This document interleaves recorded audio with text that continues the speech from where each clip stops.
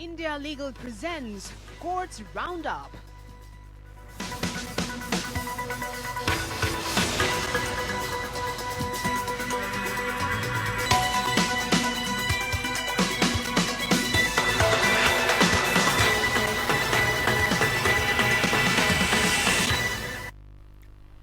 नमस्कार, मैं हूं पूजा कविया गोमा। कोर्ट्स राउंडअप में स्वागत है आप सभी का। इस बुलेटिन में अगले आधे घंटे हम आपको कोर्ट से जुड़ी तमाम छोटी बड़ी खबरों से रूबरू करवाएंगे। कोर्ट की कार्यवाही और सुप्रीम कोर्ट से लेकर हाई कोर्ट और लोअर कोर्ट तक के फैसलों को आपके सामने रखेंगे। आगे बढ़ने से पहले डाल लेते एक नजर हेडलाइंस पर। एमसीडी मेयर के चुनाव पर आपकी याचिका पर उपराज्यपाल निगम के प्रोटेम पीठासीन अधिकारी को सुप्रीम कोर्ट ने किया नोटिस जारी। याचिका में मांग, मेयर चुनाव पूरा होने तक कोई स्थगन न हो, नामित पार्षदों को वोट देने का अधिकार न मिले। 2012 छावला गैंगरेप मर्डर केस में बरी दोषियों के खिलाफ दिल्ली सरकार की पुनर्विचार याचिका पर सीजीआई की अध्यक्षता में 3 जजों की बेंच करेगी सुनवाई।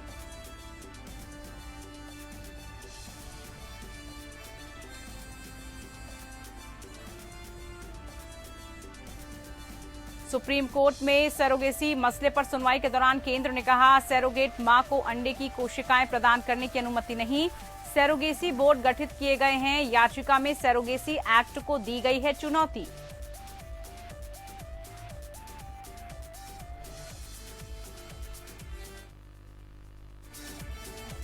ईसाइयों पर हमले के आरोप वाली याचिका पर सुनवाई के दौरान सुप्रीम कोर्ट ने 6 राज्यों से मांगी रिपोर्ट। एफआईआर जांच की स्थिति, गिरफ्तारियों पर रिपोर्ट तलब।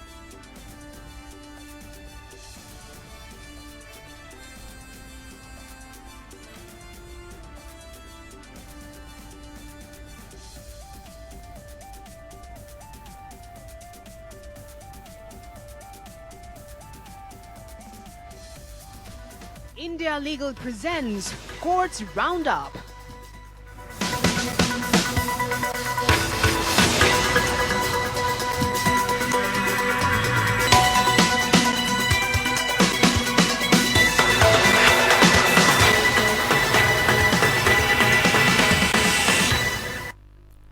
दिल्ली नगर निगम के मेयर पद चुनाव मामले में सुप्रीम कोर्ट ने उपराज्यपाल कार्यालय और प्रोटेम सभापति सत्या शर्मा उपराज्यपाल को नोटिस जारी किया है। ये नोटिस आम आदमी पार्टी और उसकी मेयर पद प्रत्याशी शैली ओबराय की याचिका पर जारी किया गया है। 13 फरवरी को मामले पर सुनवाई होगी। याचिका में अन्य मांगों के अलावा कहा गया है कि मेयर चुनाव पूरा होने तक कोई स्थगन न हो, बाकी के चुनाव मेयर की अध्यक्षता में हो, नामित पार्षदों को वोट देने का अधिकार न मिले।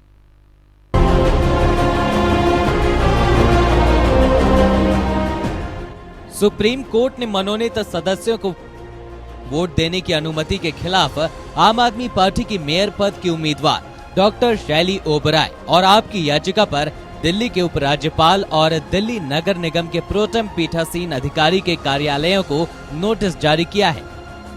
ये मामला चीफ जस्टिस DY चंद्रचूड़ और जस्टिस JB पादरीवाला की पीठ के समक्ष सूचीबद्ध किया गया था। मेयर चुनाव को लेकर डॉक्टर शैली ओबराय ने दूसरी बार याचिका दायर की है। आम आदमी पार्टी ने सुप्रीम कोर्ट के समक्ष 5 मांगे रखी है। सत्या शर्मा को पीठासीन अधिकारी के पद से हटाया जाए, 1 हफ्ते के अंदर MCD का सदन बुलाया जाए, मेयर चुनाव पूरा होने तक कोई स्थगन न हो, बाकी के चुनाव मेयर की अध्यक्षता में हो, नामित पार्षदों को वोट देने का अधिकार न मिले। याचिकाकर्ता की ओर से पेश हुए senior advocate doctor AM Singhvi ने दलीलें रखी। चुनाव 4 दिसंबर 2022 को होने थे, लेकिन वर्तमान में स्थिति ये है कि मेयर, डिप्टी मेयर और स्थायी समिति के सदस्यों के लिए कोई चुनाव नहीं हुआ है। संविधान के अनुच्छेद 243R में कहा गया है कि मनोनीत सदस्यों को मतदान करने की अनुमति नहीं दी जा सकती है। इस प्रकार मनोनीत सदस्यों को पदों के चुनाव में मतदान की अनुमति दिए जाने का निर्णय असंवैधानिक है। DMC अधिनियम की धारा 76 में कहा गया है कि महापौर और उप महापौर को सभी बैठकों की अध्यक्षता करनी होगी। इस प्रकार 3 पदों के लिए एक साथ चुनाव कराना DMC अधिनियम के विपरीत है। पिछली बार जब आम आदमी पार्टी की महापौर पद की उम्मीदवार डॉक्टर शैली ओबराय ने अपनी याचिका सुप्रीम कोर्ट से वापस ली थी, तो सीजेआई जस्टिस धनंजय यशवंत चंद्रचूड़ की अगुवाई वाली पीठ ने उनको ये छूट दी कि आपको भविष्य में कोई दिक्कत हो तो आप यहाँ आ सकते हैं। आपकी याचिका में मुख्य आधार और प्रार्थना यही है कि सुप्रीम कोर्ट अपनी निगरानी में महापौर का चुनाव सुनिश्चित कराए, ताकि उपराज्यपाल और केंद्र सरकार संवैधानिक प्रक्रिया और कानूनी प्रावधानों को अपने हाथों में लेते हुए कोई मनमानी न कर सके। 7 दिसंबर को एमसीडी चुनाव के परिणाम आए थे। इसमें आम आदमी पार्टी को 134 सीटें मिली थी। बीजेपी को 104 वार्ड में जीत हासिल हुई थी। इसके बाद से 3 बार मेयर चुनने के लिए सदन की बैठक हुई, लेकिन दोनों पार्टियों के बीच विवाद के चलते चुनाव नहीं हो पाया। आम आदमी पार्टी मनोनीत पार्षदों के मतदान में शामिल होने का विरोध कर रही है। उसका कहना है कि संविधान के अनुच्छेद 243(r) और दिल्ली म्युनिसिपल कॉरपोरेशन एक्ट की धारा 3 के तहत मनोनीत सदस्यों को मतदान का अधिकार नहीं है। Bureau report.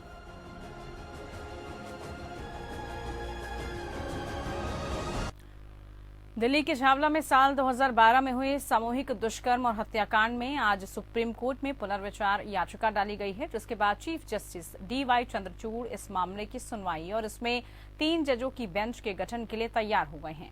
कुछ महीने पहले ही सुप्रीम कोर्ट ने मामले के 3 मृत्युदंड पाए दोषियों को रिहा कर दिया।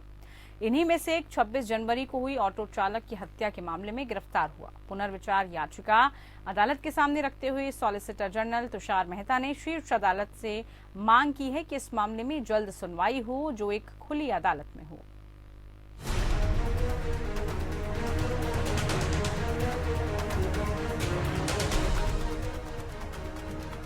सुप्रीम कोर्ट ने 2012 के छावला गैंगरेप और हत्या मामले में 3 मौत की सजा के दोषियों को बरी करने के खिलाफ दिल्ली सरकार द्वारा दायर एक समीक्षा याचिका पर सुनवाई के लिए 3 न्यायाधीशों की पीठ गठित करने पर सहमति दी है। दिल्ली में साल 2012 में हुई छावला रेप मर्डर केस में सुप्रीम कोर्ट ने मौत की सजा पाने वाले 3 लोगों को बरी कर दिया था।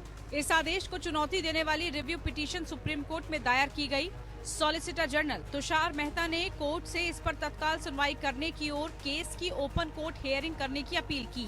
सीजेआई DY चंद्रचूड़ ने कहा कि वो अपनी अध्यक्षता में 3 जजों की बेंच केस की सुनवाई करेंगे।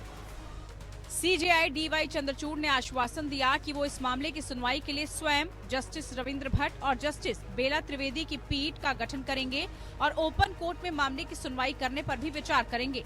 शुरुआत में सॉलिसिटर जनरल तुषार मेहता ने अपराध की क्रूरता पर प्रकाश डाला और कहा वो खूंखार अपराधी हैं, हम ओपन में सुनवाई का अनुरोध करते हैं। उन्होंने आगे प्रधान न्यायाधीश की अध्यक्षता वाली पीठ की मांग की।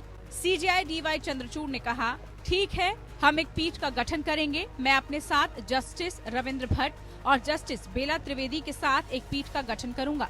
हम ओपन कोर्ट के अनुरोध पर विचार करेंगे। मैं अपने साथी न्यायाधीशों से बात करूंगा। सर्वोच्च न्यायालय ने नवंबर 2022 में छावला बलात्कार और हत्या मामले में 3 लोगों को ये कहते हुए बरी कर दिया था कि अदालतें नैतिक विश्वास के आधार पर आरोपी व्यक्तियों को दंडित नहीं कर सकती हैं।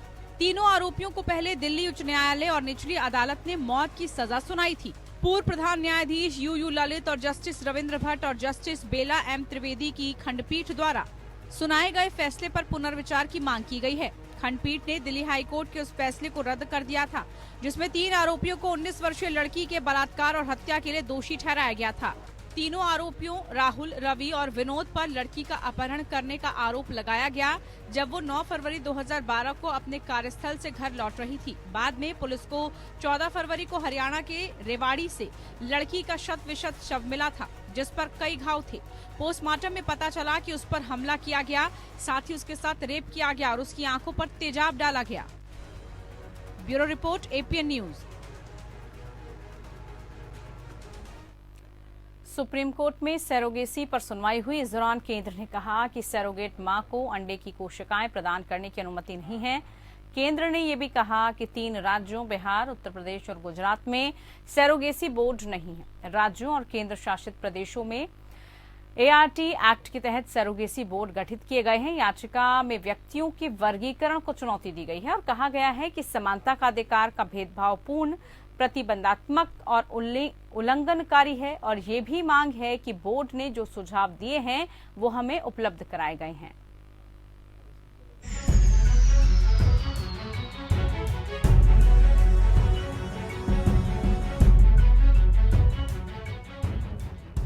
सुप्रीम कोर्ट ने केंद्र को 3 महत्वपूर्ण स्पष्टीकरणों को तत्काल प्रभाव से लागू करने का निर्देश दिया, जो केंद्र सरकार ने national assisted reproductive technology and surrogacy board के परामर्श से सरोगेसी और सहायक प्रजनन तकनीकों पर मौजूदा नियमों के संबंध में जारी किए हैं।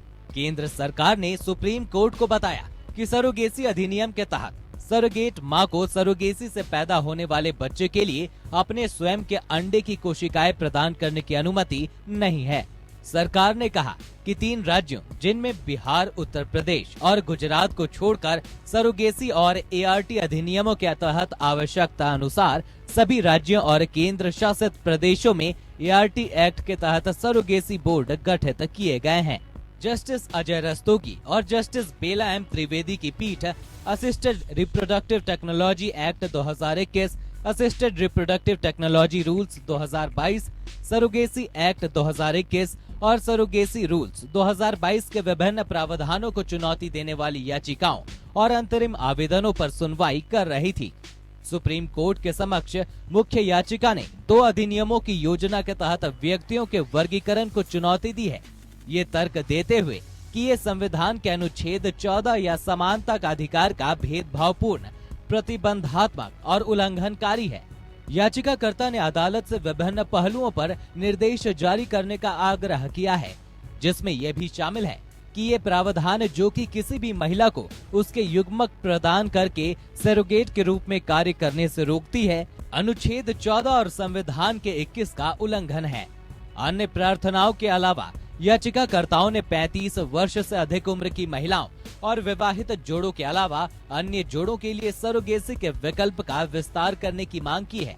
पीठ ने अपने आदेश में कहा, अदालत के 9 जनवरी के आदेश के अनुसार सरकार द्वारा 2022 में गठित बोर्ड द्वारा इस मामले पर ध्यान दिया गया था। बोर्ड ने जो कुछ सुझाव दिए हैं वे हमें उपलब्ध कराए गए हैं। हम निर्देश देते हैं कि बोर्ड द्वारा जो व्यवहार और स्वीकार्य है उसे तुरंत लागू किया जाए। हालांकि पीठ ने आश्वासन दिया कि वे उन शिकायतों की जांच करेंगे जिन्हें बोर्ड ने खारिज फैसला किया है। सितंबर में दोनों अधिनियमों के खिलाफ चुनौती सुनने के लिए शीर्ष अदालत के सहमत होने के बाद इसी तरह के और संबंधित प्रश्न वाली कई अन्य याचिकाएं और आवेदन दायर किए गए थे। Bureau report. सुप्रीम कोर्ट ने कहा कि मनी लॉन्ड्रिंग के अपराध का गठन विभिन्न गतिविधियों अर्थात छिपाना, कब्जा, अधिग्रहण, उपयोग, बेदाग संपत्ति के रूप में पेश करना या बेदाग संपत्ति के रूप में दावा करने से होता है। इसलिए इस अपराध का ट्रायल उन जगहों पर किया जा सकता है जहां इनमें से कोई भी कृत्य हुआ हो। अदालत ने पत्रकार राणा अयूब से इस तर्क को खारिज करते हुए कहा कि मनी लॉन्ड्रिंग के अपराध का ट्रायल केवल उस स्थान पर हो सकता है जहां अपराध की कथित आय जमा की गई है।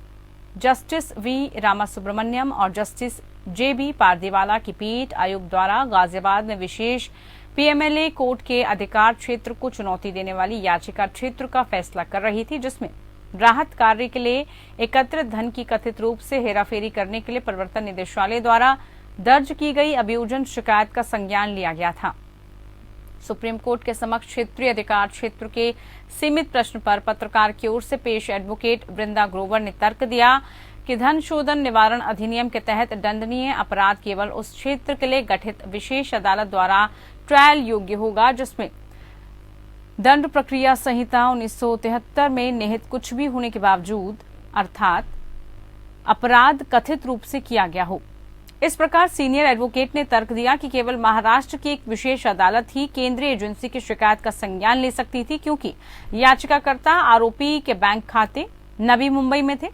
सॉलिसिटर जनरल तुषार मेहता ने तर्क दिया कि धन संशोधन की शिकायत को अनुसूचित अपराध के संबंध में शिकायत का पालन करना चाहिए। याचिका को खारिज करते हुए अदालत ने कहा, इसलिए हमारा विचार है कि प्रादेशिक क्षेत्राधिकार के मुद्दे पर एक रिट याचिका में निर्णय नहीं लिया जा सकता है।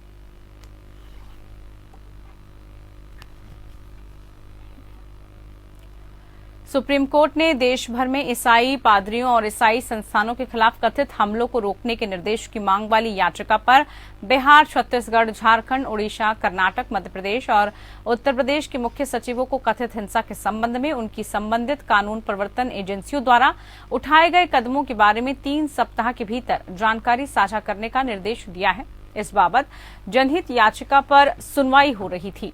इससे पहले अदालत ने केंद्रीय गृह मंत्रालय को 8 राज्यों अर्थात बिहार, हरियाणा, छत्तीसगढ़, झारखंड, ओडिशा, कर्नाटक, मध्य प्रदेश और उत्तर प्रदेश से उठाए गए कदमों पर सत्यापन रिपोर्ट प्राप्त करने का निर्देश दिया गया था।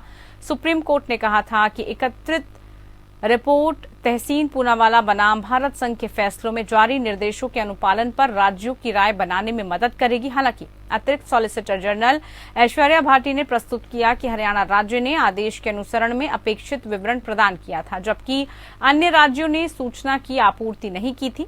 उत्तर प्रदेश राज्य के लिए अतिरिक्त महाधिवक्ता गरिमा प्रसाद ने कहा कि यूपी ने पहले ही जानकारी प्रस्तुत कर दी थी।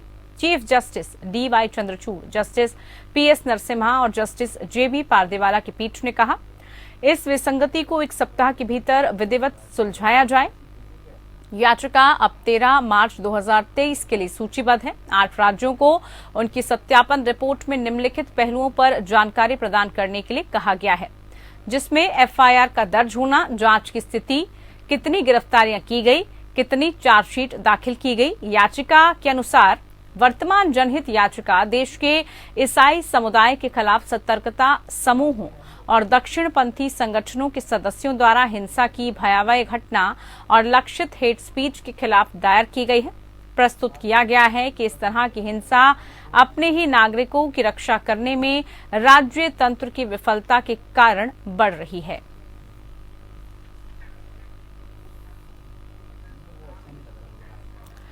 तो इधर सुप्रीम कोर्ट ने उत्तर प्रदेश के आतंकवाद निरोधी दस्ते से पूछा कि क्या लोगों को अवैध रूप से इस्लाम कबूल कराने के आरोप में गिरफ्तार किए गए इरफान शेख की हिरासत जारी रखना जरूरी है। केंद्र सरकार के एक कर्मचारी शेख पर भारत के खिलाफ युद्ध छेड़ने की साजिश रचने और उत्तर प्रदेश में गैरकानूनी धर्म परिवर्तन निषेध अधिनियम के तहत अपराध का आरोप है। जस्टिस अनिरुद्ध बोस और जस्टिस सुधांशु धुलिया की खंडपीठ ने यूपी ATS से पूछा कि क्या उसकी हिरासत को जारी रखना जरूरी है, क्योंकि 1 साल से अधिक समय से वो एजेंसी की हिरासत में है। इलाहाबाद हाईकोर्ट द्वारा जमानत नामंजूर किए जाने के बाद शेख ने सुप्रीम कोर्ट का दरवाजा खटखटाया है। अभियुक्तों की ओर से पेश सीनियर एडवोकेट नित्या रामकृष्णन ने प्रस्तुत किया, ऐसा नहीं है कि धर्म परिवर्तन पर प्रतिबंध लगा दिया गया है। यूपी का कानून यहां लागू नहीं होता। जिस व्यक्ति ने धर्मांतरण किया है उसका सुझाव अपनी मर्जी से इस्लाम की ओर था। उनके बयान है, शादी दिल्ली में हुई, उन्होंने स्वेच्छा से धर्म परिवर्तन किया था। उन्होंने आगे कहा, मेरे खिलाफ 121A लगाया गया है, इसमें युद्ध छेड़ना क्या है, वो किसी और का बैंक खाता ले आए और मेरे खिलाफ आरोप लगा है। राज्य की ओर से पेश हुए अतिरिक्त सॉलिसिटर जनरल KM नटराज ने अदालत के समक्ष कहा कि मामले की सुनवाई शुरू हो चुकी है और उसे जल्द से जल्द पूरा किया जाएगा। इस मुद्दे का राज्य भर में गंभीर प्रभाव है। एक सरकारी कर्मचारी के रूप में अपने पद का दुरुपयोग करते हुए उसने भोले भाले लोगों को लुभाने के लिए सांकेतिक भाषा का प्रयोग किया। विदेशी फंड भी मिला है, एक पूरा सिंडिकेट है। ASG ने जवाब देने के लिए 2 सप्ताह का समय मांगा है।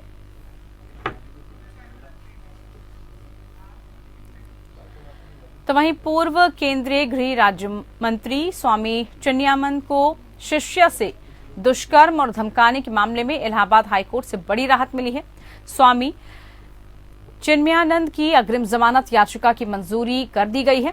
स्वामी चिन्मयानंद ने खुद को निर्दोष बताते हुए अग्रिम जमानत की कोर्ट में मांग की थी। शाहजहांपुर कोतवाली में साल 2011 में उनके खिलाफ अन्यों के खिलाफ मुकदमा दर्ज हुआ था। गौरतलब हो कि कोर्ट ने पिछले दिनों इस मामले में स्वामी चिन्मयानंद की अंतरिम अग्रिम जमानत दी थी। कोर्ट ने आज उनको बड़ी राहत देते हुए अग्रिम जमानत याचिका मंजूर कर ली है। अदालत ने याची पूर्व केंद्रीय गृह राज्य मंत्री स्वामी चिन्मयानंद की विवेचना में सहयोग देने का निर्देश दिया।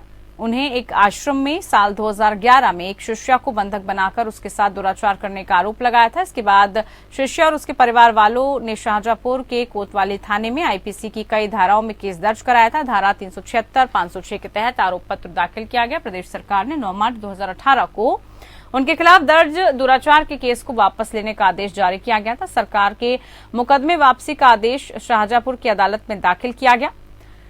शाहजहांपुर की कोर्ट ने सुनवाई के बाद मुकदमा वापसी के फैसले को गलत माना। निचली अदालत के इस फैसले को साल 2018 में ही चुनौती दे दी गई थी।